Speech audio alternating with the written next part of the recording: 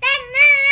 มึงแน่นะเจ้าหุ่นดำปีปีอยู่โอ้ดำปีเลยบ่นี่ใส่ครีมอันนี้มันก็ได้ล่ะสิแม่นอยู่บ่เนาะเอ้าทามึงดูอีหยังก็แต่งหน้าบ่เป็นเนาะโอ้ยเหลื่อมๆแน่พี่น้อง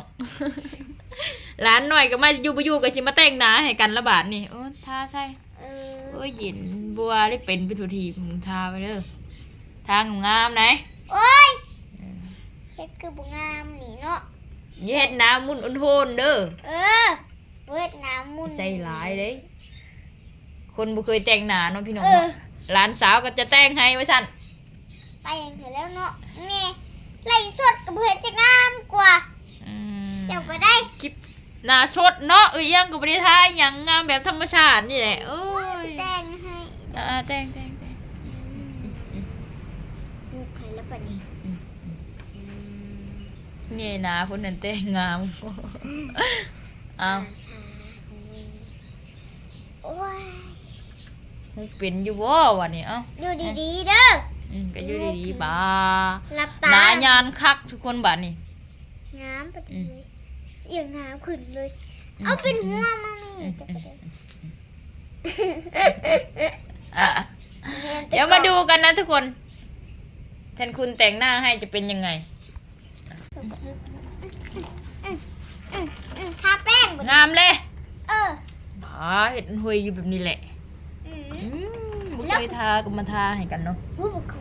เอาเห็นอยู่ตัวจริงเป็นยังไงตัวจริงอ่ะก็อยากขาวๆอยู่ได้นิดนึงมาลีพี่มาทางพี่มันมัวดิ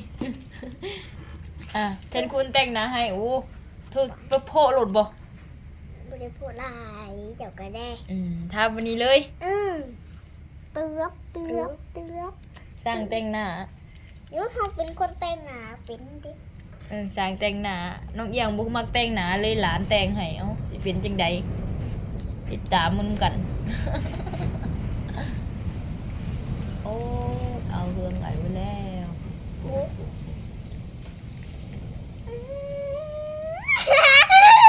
เห็นได้ไหมดิงามอยู่ได้งามว่ะงามอยู่ได้ป่ะจันตัวจริงยังงามตัวจริงในหัววันนี้หน้าลิงลายนี่ได้งามแล้ววันนี้เห็นในต้อวันนี้เอาทาสติ๊กนี่เป็นกระปับแบบนี้ทาใส่เอา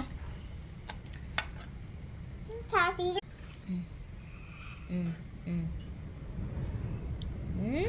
ตัวตีดไปเลยนะมันนี่